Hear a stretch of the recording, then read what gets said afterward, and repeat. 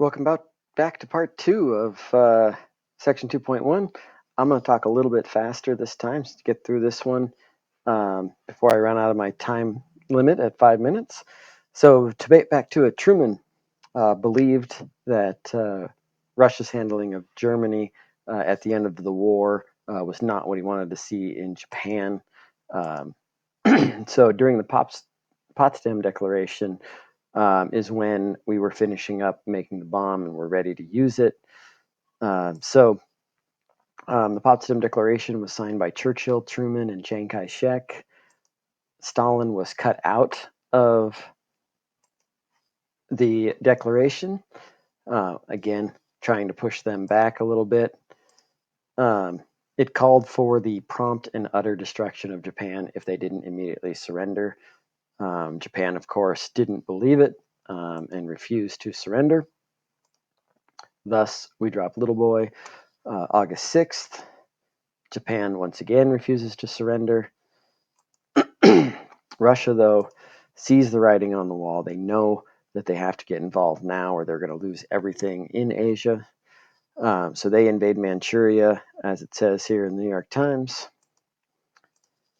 Fat Boy falls on August 9th, and Douglas MacArthur, September 2nd, is put in charge of Japan after they surrender. He has total dictatorial control over Japan and the rebuilding. Japanese forces south of Manchuria were ordered to surrender to Chinese nationalists. In Korea, those south of the 38th parallel surrendered to us. Those north did surrender to Russia, allowing Russia a foothold in that Asian territory. The U.S. was the sole occupier of Japan, giving us total control to rebuild Japan as we saw fit. Korea, as I've said, was split north and south, with Russia on top, the United States in the bottom half. Indochina, or Vietnam, were split between the Chinese and the British. The problem there, though, was that neither China or Britain was in any position to reinforce or directly control that area. So most of that territory was left under the control of the Japanese, just so that there was some structure and control within the area. The Allied Council, I'm not going to get too deep into this. They were composed of China, Britain, the United States, and the USSR. Japan, once again, just directly under the United States' sphere of influence. The political system, the economy, the military, all rebuilt to our specs. Democracy was forced upon them. Demilitarization to a much, much smaller size than their World War II numbers.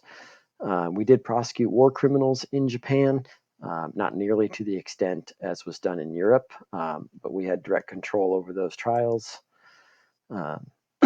Economic reforms, specifically to take Japanese corporations out of government and to reduce their influence. They were seen as being the ones that really pushed the government into expanding in search of those resources so that they could then profit from it. Containment, the name given to the policy of the United States, specifically by Truman, to try to contain Russia and try to contain the spread of communism. Really look at this lovely picture and get an idea of why the U.S. was so scared of USSR expansion.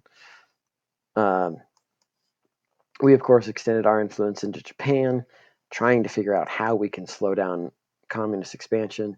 The U.S. applied the policy anywhere it believed was in our interests. Please look at this article. It's only 3 paragraphs.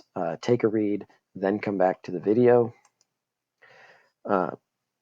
As you can see here in this picture, the USSR reacted by maintaining its forces in the sphere, mainly in North Korea, also a little bit in Mongolia.